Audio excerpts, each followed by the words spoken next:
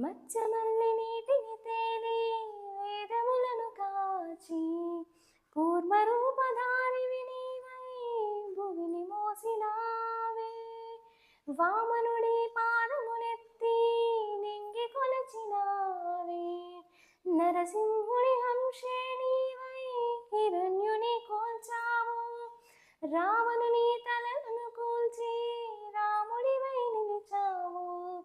కృష్ణుడల్లె వేణుమోది ప్రేమను పంచావు. ఇక నీ అవతారం